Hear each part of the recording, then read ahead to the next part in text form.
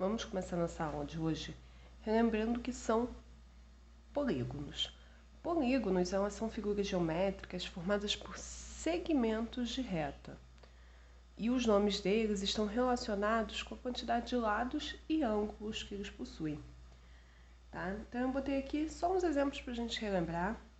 Aqui eu tenho um triângulo, porque ele tem 1, 2, 3 lados.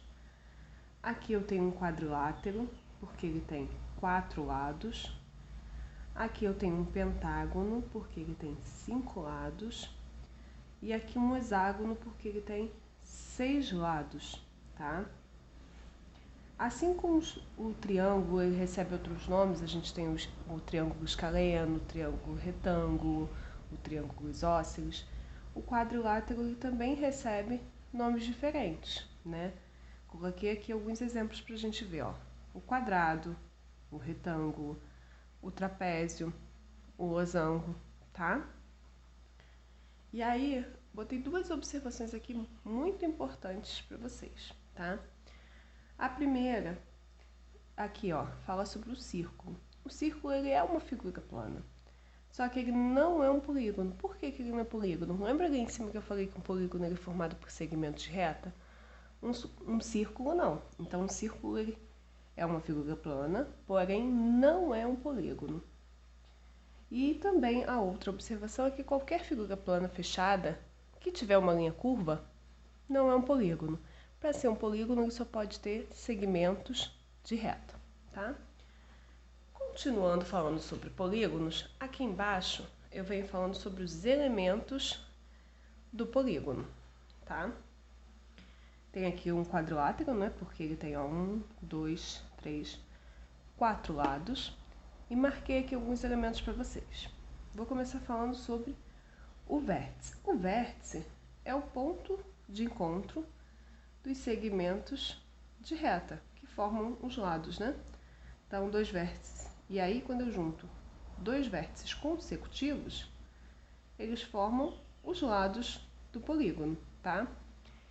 Depois eu vou falar aqui, ó, agora, diagonal. As diagonais, elas ligam segmentos não consecutivos, tá?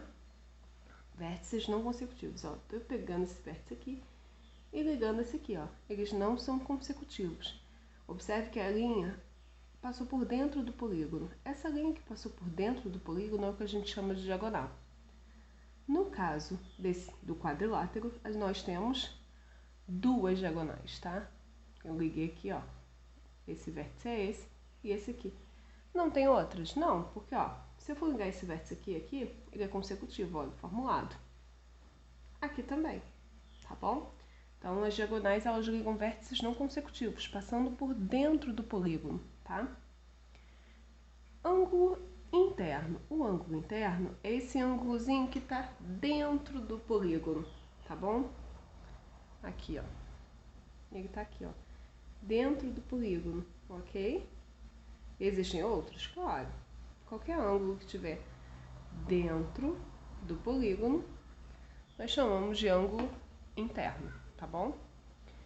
E o ângulo externo, como o próprio nome já diz, ele está fora do polígono, ó. Eu tracei aqui, ó, um prolongamento de um dos lados e aqui eu tenho um ângulo externo. Se eu junto um ângulo interno e um ângulo externo que estão adjacentes, ou seja, que estão lado a lado, eles formam um ângulo de 180 graus. Observem.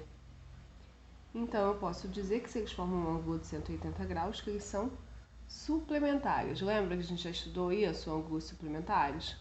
Lá no iniciozinho? Então, ângulos suplementares formam um ângulo de 180 graus. Mas para eles formar, eles precisam estar lado a lado. Eles precisam ser adjacentes. Existem outros ângulos externos? Existem. É só nós traçarmos o prolongamento de um dos lados e colocar, ok?